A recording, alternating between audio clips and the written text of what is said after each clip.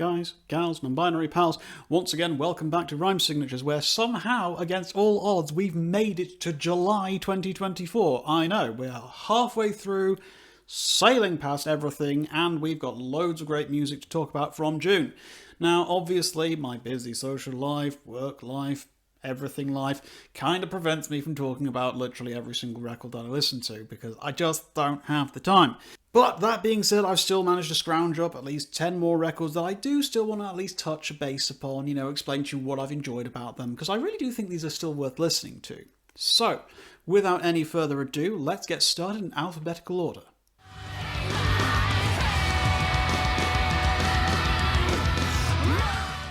Coming up first is Julie Christmas with Ridiculous and Full of Blood. Now, I first encountered Julie Christmas when I was listening to Cult of Luna's fantastic 2016 record, Mariner, which I will go on record as saying is easily Cult of Luna's best album, bar none.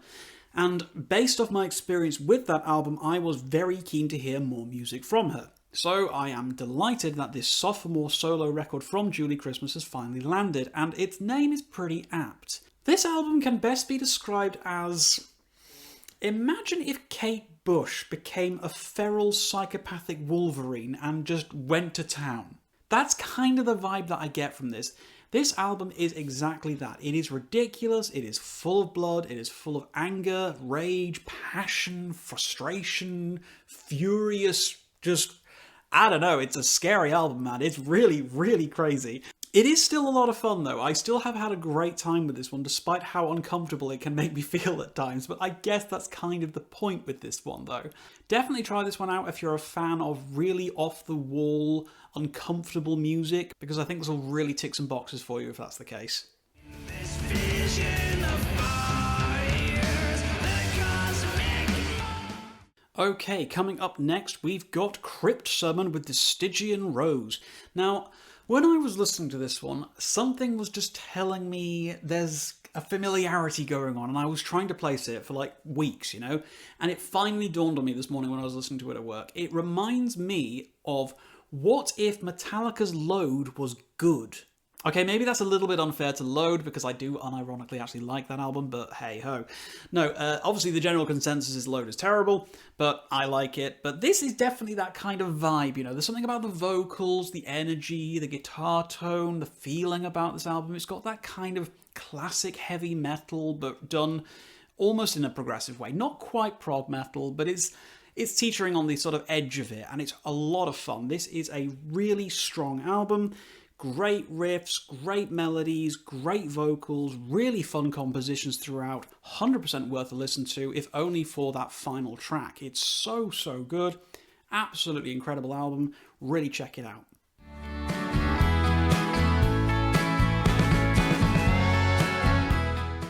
Right, next up, it is the Decemberists with As It Ever Was, So It Will Be Again. Now, I will be the first to admit my experience with the Decemberists is limited, There's a couple of albums I've really, really enjoyed. Hazards of Love, obviously, is brilliant, but that's about it, really, in terms of how much I've, properly invested into the band. I've listened to some of their albums, like, maybe once or twice apart from that, but, This one I've loved. I've really, really enjoyed this album. Like, I went into this one with very... I don't want to say low expectations, but I didn't have a lot of expectations for this album, because obviously I've only really sort of tangentially been involved with the Decemberists as a band. But I love this. I love this so much. This has got a great feeling of that sort of country, indie rock feel, as well as some really strong progressive elements, especially on that final track of Joan in the Garden. Oh my god. There's like these bells in it which just sound exactly like Pink Floyd at some point, and fantastic. Really, really great song. Definitely in contention for one of the best epics of the year, certainly. But I've had a great time with this one. This is one record that I just keep coming back to. I have played this album more times, I think, than any other album in June that's come out in June. And I suppose that's about as good of a recommendation as I could possibly give you this one, even if you're not really into country and western or indie or any of that sort of stuff. Really do still check this one out. There's a lot of creativity going on here, a lot of really good songs, a lot of fun going on. And I cannot recommend enough that you at least try the epic of Joan in the Garden out.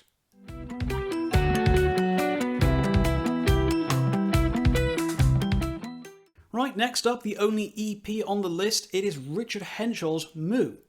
That's not cow, moo, that's M-U, as in moo, or maybe it's mew, I don't know. However you want to pronounce it. Richard Henshall, moo. Obviously, Richard Henshall needs very little introduction to this particular demographic. This is not his first solo outing, obviously. That was The Cocoon back a few years ago, which was fantastic, by the way, if you've never listened to that. But it's really, really cool to hear more solo music from Richard. But what I really appreciate about this is how little it sounds like Haken. You know, there is almost no comparison or similarity to be made here.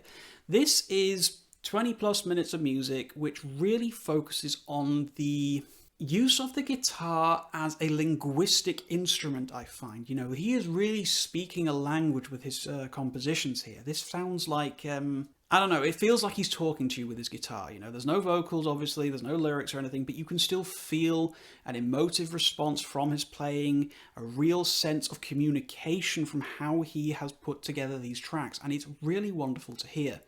It's obviously over far too quickly, because it's only like 21, 22 minutes long across like 3 or 4 tracks, I think it is. I can't remember exactly off the top of my head. But it's a brilliant little slice of music. Hopefully we'll see more of this, because this is Moo Volume 1, so hopefully we've got Volume 2 coming. Who knows? Fingers crossed. Bring it on, Richard. I want some more of this.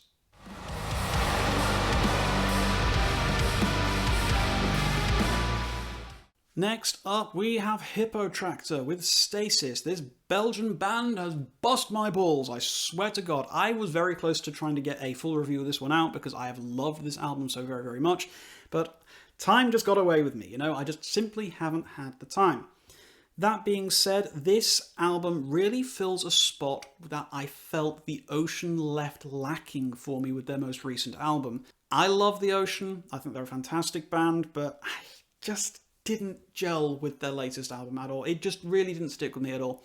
So I was looking for something to sort of fill that kind of progressive, sludgy, post-metal kind of gap, and I'll tell you one thing, Hippotraktor have stepped up here. The vocals are brilliant, the riffs are insane, the compositions are extremely intricate, brilliantly put together, and it all just culminates into an album that just feels so consistent, so brilliant from start to finish that honestly it was really hard to decide which songs to recommend you listen to first. The reality is you kind of need to listen to the whole thing from start to finish. It's a brilliant album, a masterstroke of absolute excellence in songwriting, and one of my favourites of the year by far.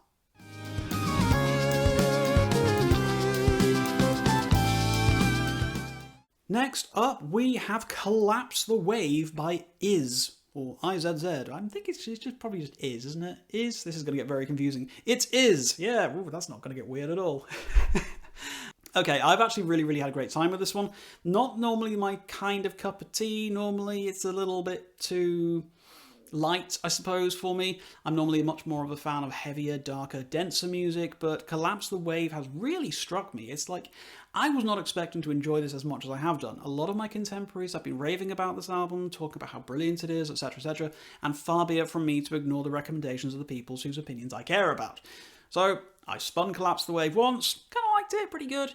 Twice, okay, and on the third and fourth times, I was like, do you know what, I'm actually really on board with this. It's very bright, it's very breezy, it's very pleasant, and ultimately it comes across as a bunch of musicians just having so much fun. That's what I love about this album. It's really complex, it's really dense, there's a lot of nuance to the musicality going on here, but at the end of the day, the overriding sort of feeling that I get from this album is just joy. And you really feel that coming across in every single bit of the music, and it's what makes it such a absolute delight to keep listening to keep coming back to, and I cannot stop. Now that I've started, now that I've got the groove going with this album, I keep coming back to it, and I think you will absolutely love this one.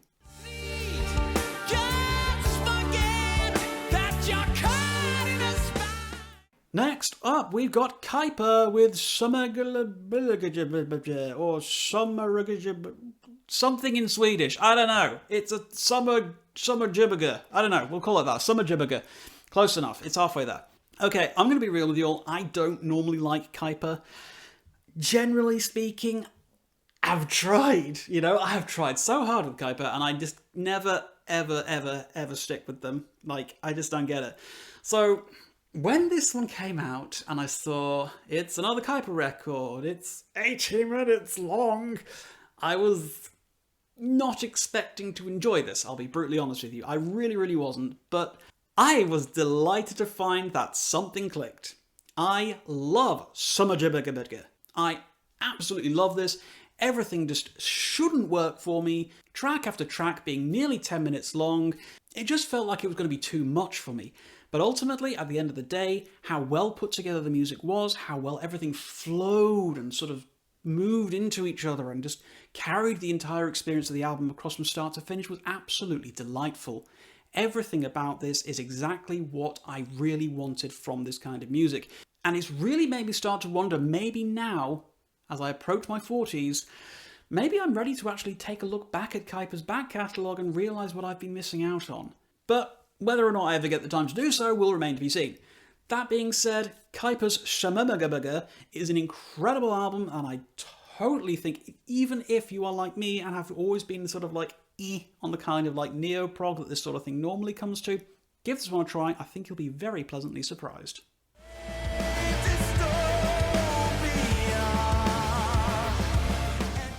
And next up we have Rendezvous Point with Dream Chaser. Now this one came to my attention because Bard Kolstad of Leprous was on the drums, and I was like, oh hello, I love him, he's great. And I was not disappointed with this one. This feels to me like if you took Agent Fresco, took their melancholy, I suppose you could call it, took that melancholy, threw it away, replaced it with sort of bright, poppy, accessible beats, and kind of just threw it all into a blender and chucked it out the window like that, I think you'd have a pretty good idea what to expect on Rendezvous Point. This is a lot of fun. This is an album that is pure, progressive, alt-rock. There's a lot of focus on creating fantastic melodies on this record, about creating really fun, accessible, interesting tracks, and I think the band has done a wonderful job of doing that. I've had an absolute blast listening to this one. Again, this is one that I can keep dipping in and out of. Like, I don't really feel like I need to listen to the whole record from start to finish. I can pick out the little individual tracks that I like the most, listen to them in isolation, and still get a lot out of it. But that's not to say that the whole experience is bad by any stretch of the imagination, or that it's not enough, because this is still a really fun album from start to finish. But I think this is one of the more interestingly accessible things I've been listening to this June. A lot of what I normally listen to is quite dense, quite complicated, but Rendezvous Point have made an album that you can just jump in at any point and have a really fun time with, so absolutely check this one out.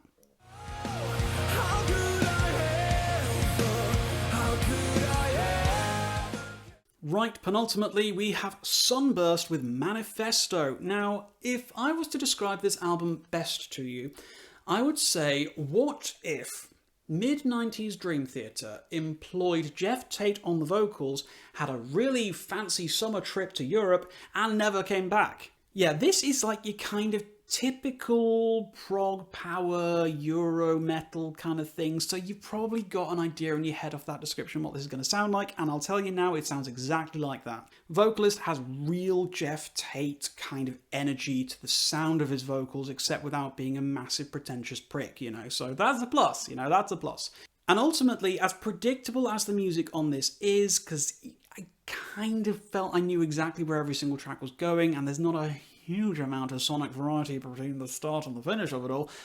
What I will say about it is that it's got a lot of fun beats to it. There's a lot of power, a lot of fiery energy to it all. This is a high-octane album from start to finish. Some of the more exciting build-ups and payoffs on this album are some of the best I've heard this year. There is so much excitement going on in this record. The band are clearly having a great time with this, despite how, I don't want to say it's predictable. I don't want to say it's derivative, because that just feels really disingenuous to the band. But maybe it's just that I've listened to a lot of music of this particular ilk, so I kind of feel like I've heard a lot of it before. And as much as I have enjoyed this album a great deal, I still don't think it's doing anything particularly original, but that doesn't mean you shouldn't check this one out, because it's still a whole heap of fun, and I think you'll get a right kick out of this one, especially if you're into that sort of like really power prog kind of scene.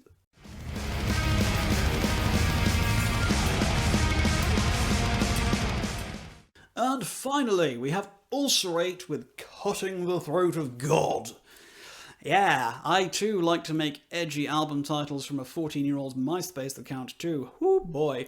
Now, all joking aside, this is still one of the best death metal albums of the year, and possibly one of the best death metal albums of the 2020s. Not since Death have I seen a band whose discography is so relentlessly entertaining and incredibly consistent. Every single time Ulcerate put a new record out, you can be guaranteed it is going to be cream of the crop, top tier, absolutely paragon virtue level of the genre, and Cutting the Throat of God is no different.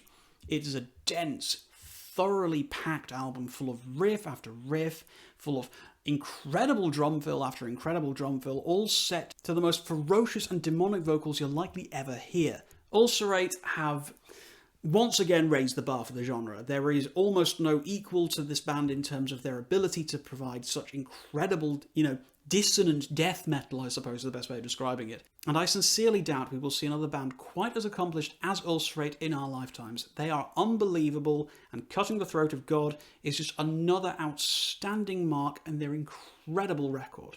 And so there we have it, guys. That is 10 albums I've been listening to this June that I haven't really had much of a chance to talk about, but I really didn't want to let July get away with me without saying at least a few things about them, so I'm certain there's bound to be other albums that I have missed out on, so if there is anything else out there that you really think I would enjoy, please do let me know about them in the comments down below.